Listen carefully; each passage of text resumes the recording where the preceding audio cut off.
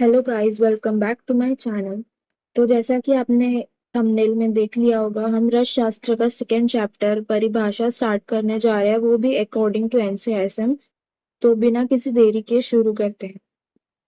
तो हम इस वीडियो में कौन से पॉइंट्स कवर करेंगे देखते हैं। पहले तो हम डेफिनेशन ऑफ परिभाषा, फिर कुछ टर्म्स जैसे कि औषध भेषज, कल्पना, कषाय, कषाय योनि, संस्कार जैसे टर्म्स के डेफिनेशंस देखेंगे। फिर महारस, उपरस और साधारण रस देखेंगे। संदिग्ध, कृत्रिम, प्रतिनिधि, अनुपलब्ध द्रव्य, शोधन की डेफिनेशन और उसके डिफरेंट प्रोसीजर्स और मारन, ये सब चीजें हम इस वीडियो में देखेंगे। ठीक है, सबसे पहले हम देखते हैं परिभाषा की डेफिनेशन। ठीक है, अव्यक्त, अनुक्त, लेशोक्त, संदिग्धात् प्रकाशकः परिभाषा प्रकट्यन्ते दीपीभूताः सुनिश्चिते। ये श्लोक हमको लर्न करना है। ये 2 मार्क्स के क्वेश्चन के लिए या फिर एमसीक्यू के लिए आ सकता है। तो इसका मीनिंग देखते हैं। परिभाषा हमें अव्यक्त मतलब कोई भी छिपी हुई चीजें जिससे हमें उसका मीनिंग नहीं पता चल रहा है। अनुक्त मतलब अव्यक्त या अस्पष्ट। लेशोक्त मतलब कम स्पष्ट अवधारणाएं। इन सब का मीनिंग यही है कि किसी वर्ड से हमें उसका मीनिंग नहीं पता चल रहा है। संदिग्ध मतलब विवाद स्पंदन, जिसे मतलब सब लोगों ने नहीं माना है या फिर समझने में कठिन हो। विषय वस्तुओं के बारे में बताती है जो ग्रंथों में बताई गई है। ठीक है, परिभाषा पूरे विषय में प्रयुक्त कुछ विशिष्ट तकनीकी शब्दावलियों की व्याख्या कराती है तथा विभिन्न छिपे हुए, अनकहे, आधे अधूरे और संदिग्ध शब्दों को स्पष्ट करती है। ठीक है, ये हुई परिभाषा की डेफिनेशन। ये श्लोक लर्न करना है। ठीक है, पहले भी मैंने बताया। अब हम देखते हैं औषध की डेफिनेशन। ओसो नाम रसः। ओसो रस है, ओसो को रस कहा गया है। तो जिसके पास यह रस होता है उसे औषधि कहते हैं। इस रस से आरोग्य की प्राप्ति होती है, इसलिए जिसके पास यह रस होता है उसे औषधि कहते हैं। ठीक है, भेषज। भीषक विज्ञानेत्व द्विभेषज भीषजो विदुः। इसका मीनिंग देखते हैं। भीषक मतलब वैद्य, वैद्य के ज्ञान या जानने के विषय के कारण इसकी संज्ञा भेषज होती है।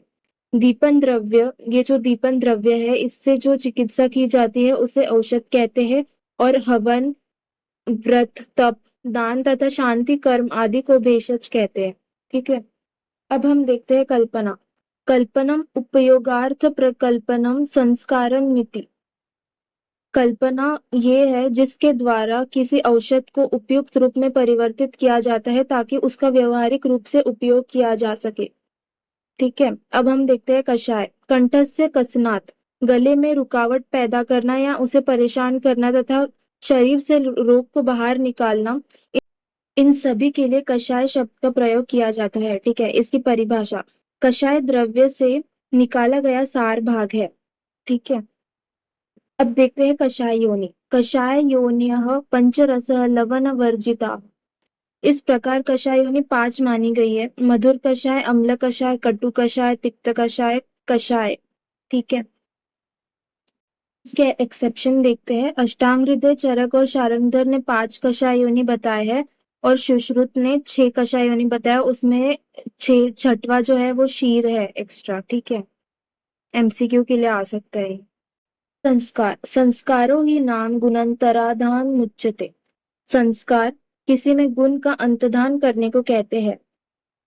ये संस्कार निम्न है, जैसे तोय, अग्नि संस्कार, जल संस्कार, शौच मतलब सफाई, मंथन, देश मतलब भंडारण, काल, परिपक्वता के संपर्क से प्राप्त होते हैं, वासना, स्वादिष्ट करना, भावना, कला, प्रकर्ष, भजना, तलने की प्रक्रिया आदि, ये सब संस्कार है।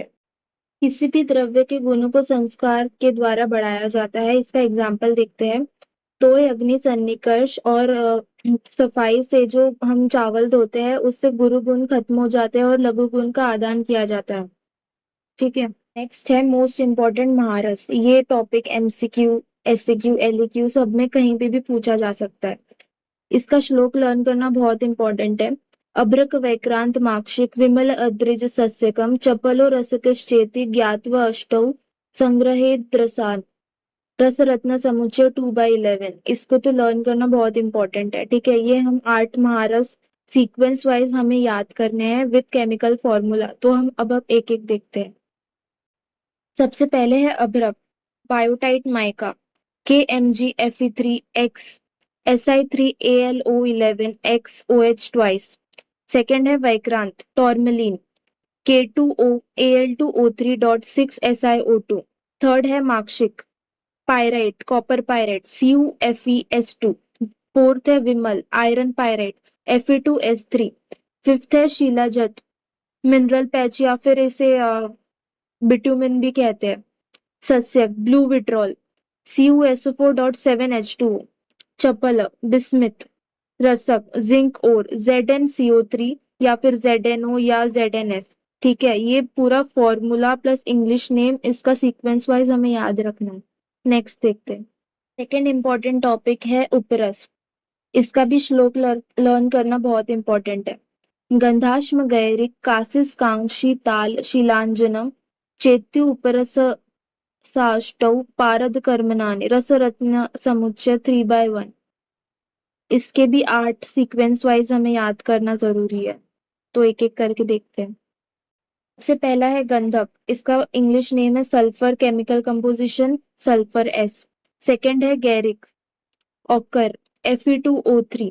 थर्ड है कासिस, ग्रीन विट्रॉल है, ये C नहीं है V है, ठीक है, FeSO4.7H2O। फोर्थ है स्फटिक, alum, K2SO4.Al2 SO4 thrice 24H2O। ठीक है। फिफ्थ है हरताल, ऑर्पिमेंट, AS2S3। ठीक है, आर्सेनिक ट्राइसल्फाइड भी कहते हैं इसे।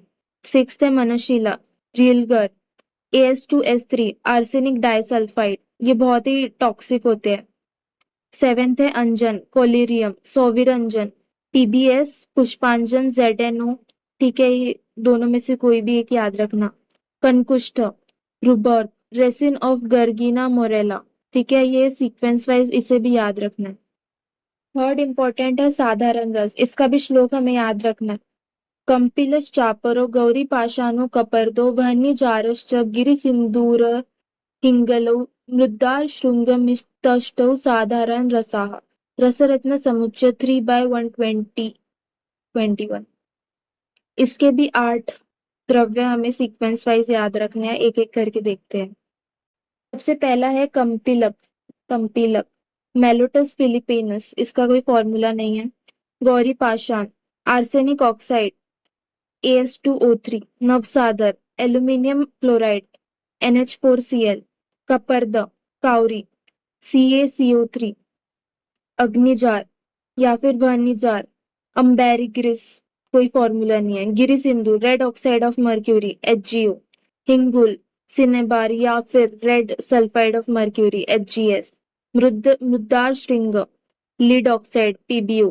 इसे लर्न करना है, ठीक है, वेरी इंपॉर्टेंट।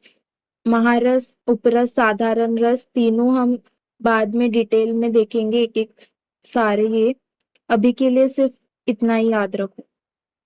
हमारा नेक्स्ट टॉपिक है संदिग्ध द्रव्य, मतलब कंट्रोवर्शियल ड्रग्स। वैक्रांत, चपल, पुष्पांजन, भनीजार, गिरि सिंदूर, कंकुश को पाठ्यक्रम में संदिग्ध द्रव्य कहा गया है। क्यों, क्या कहा गया है, आगे देखते हैं। क्योंकि इनके लक्षण के आधार पर तुलना करने में ये एक से अधिक द्रव्य में पाए जाने से इन्हें संदिग्ध कहा गया है। ठीक है, इसलिए इन्हें कंट्रोवर्शियल ड्रग्स कहते हैं। कृत्रिम द्रव्य मतलब आर्टिफिशियल ड्रग्स। इन द्रव्यों की प्राप्ति आजकल कारखाने से होती है, इसलिए इन्हें इस श्रेणी में रखा गया है। जैसे सस्यक, सस्यक मतलब ब्लू विट्रॉल, गंधक सल्फर, कासिस, ग्रीन विट्रॉल, रसांजन। ठीक है। अनुपलब्ध द्रव्य मतलब अनअवेलेबल ड्रग्स।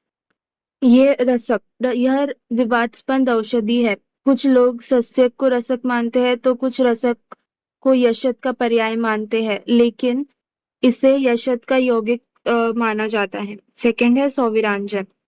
इंपॉर्टेंट टॉपिक है शोधन। उद्दिष्टैरौषधैः सार्धः क्रियते मलविच्छेत्तै यत्तु शोधनं पेषणादिकं तदिहोच्यते। रसतरंगिणी 2/52। इसका मीनिंग देखते हैं। किसी द्रव्य के मल को दूर करने के हेतु उसके लिए कई गई औषधियों के साथ पीसना, स्वेदन, प्रक्षालन आदि प्रक्रियाओं को करना ही शोधन कहलाता है। ठीक है, तो इजी लैंग्वेज में देखा जाए तो शोधन मतलब किसी भी द्रव्य से मल को दूर करना या मल को हटाना, इसे ही शोधन कहा गया है। शोधन के भेद। रस शास्त्रीय ग्रंथों में शोधन के दो प्रकार का उल्लेख मिलता है। पहला है सामान्य शोधन और दूसरा है विशेष शोधन। एक एक करके डिटेल में देखते हैं। तो देखते हैं सामान्य शोधन। वह शोधन विधि जो एक वर्ग के द्रव्यों के लिए प्रयोग किया जाता है। इसका एग्जाम्पल देखते हैं, जैसे स्वर्ण, रजत, ताम्र, ये सारे धातुओं के पतले से पत्र बनाकर उन्हें अग्नि पर तप्त कर उस पर तिल, तेल, गोमूत्र, तक्र, अरनाल तथा कुलत क्वाथ के 7 बार डुबाने से उसकी शुद्धि हो जाती है। तो सामान्य शोधन में सारे धातुओं को ऐसे ही शुद्ध किया जाता है। विशेष शोधन में देखते हैं क्या होता है।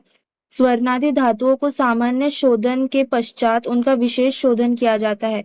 मतलब सामान्य शोधन के बाद हर एक द्रव्य या फिर धातु का विशेष शोधन भी होता है।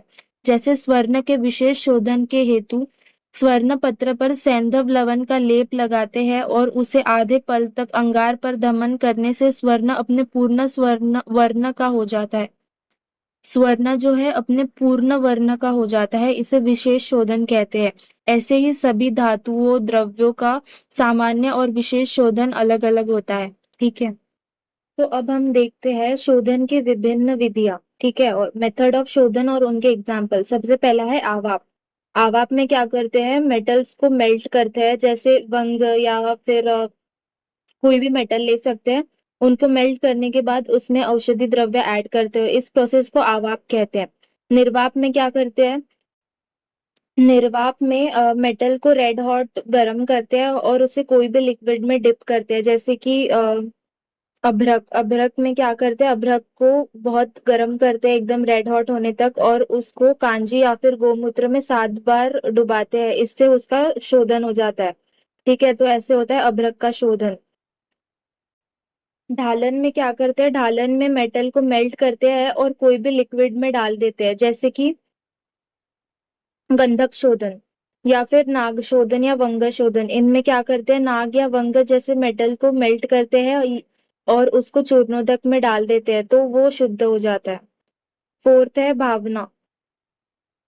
निर्वाप में मोल्टन मेटल, भावना में कोई भी मेटल या औषधि द्रव्य को चूर्ण बनाकर कोई भी द्रव्य की भावना दी जाती है। ठीक है। फिफ्थ है भर्जन। भर्जन में घी में या फिर कढ़ाई में भर्जन किया जाता है, गैरिक शोधन एग्जाम्पल है उसका। सिक्स्थ है आताप शोषण। एग्जाम्पल है वत्सनाप। स्वेदन शोधन ऑफ पारद, मर्दन शोधन ऑफ पारद। ये स्वेदन और मर्दन का एग्जाम्पल पारद। गालन का खटिका शोधन, पातन का पारद शोधन, निर्जलीकरण का टंकन और स्फटिक शोधन। निर्जलीकरण मतलब मॉइस्चर कंटेंट हटा देना।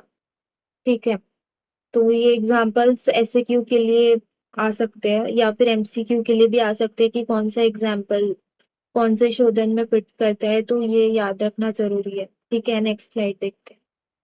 तो हमारा नेक्स्ट इंपॉर्टेंट टॉपिक है मारन।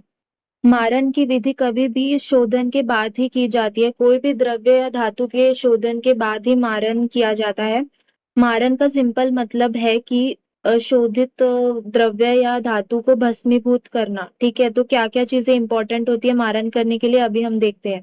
पहले तो शोधित द्रव्य की भावना दी जाती है, फिर उसकी चक्रिका का निर्माण किया जाता है और उसे सुखाया जाता है। फिर शराब संपुट में रखा जाता है और कोई भी पुट में मतलब अप्रोप्रिएट हीट एप्लीकेशन दी जाती है। फिर उसके बाद ये 3 घंटे से 6 घंटे तक वैरी करता है धातु से दूसरे द्रव्य तक। फिर स्वांग शीत मतलब उसे खुद से ठंडा होने दिया जाता है। फिर उन चक्रिकाओं से चूर्ण मतलब भस्म उत्पन्न करते हैं। ठीक है, फिर चूर्ण को पुनः भावना देकर उपर्युक्त प्रक्रिया को पुनः करते हैं, मतलब तब तक ये प्रोसेस रिपीट करते रहते हैं जब तक उत्तम भस्म का निर्माण न हो जाए। ठीक है, तो ऐसे मारन की प्रक्रिया की जाती है। धातुओं के केस में तो 12 घंटे तक भी हीट दी जाती है, तो ये वैरी करता है द्रव्य से धातु तक। तो जब हम डिटेल में एक एक पढ़ेंगे तब हमें पता ही चल जाएगा किससे कौन से द्रव्य या धातु को कितना टाइम लगता है। ठीक है। तो अब हम देखते हैं मारन के भेद। सबसे पहला है अग्निपाक। अग्निपाक में क्या करते हैं, हांडी मतलब मटके में द्रव्य को रखकर उसे चूल्हे पर चढ़ा देते हैं और अग्नि प्रदान करते हैं। इस प्रक्रिया को अग्निपाक कहते हैं। ठीक है। सेकंड है पूटपाक। पूटपाक में क्या करते हैं, शराब संपुट के माध्यम से पाक की प्रक्रिया को पूटपाक कहा जाता है। थर्ड थर्ड है कूपी पकवा। कूपी मतलब कांच की बोतल, तो मोस्टली बियर बोतल यूज करते हैं। इसमें क्या करते हैं, द्रव्य मतलब पारद को पाक करने के लिए कूपी पाक कहा जाता है। ठीक है। इसके द्वारा कूपी पक्व रसायन जैसे रस, सिंदूर आदि का निर्माण किया जाता है। फोर्थ है भानुपाक।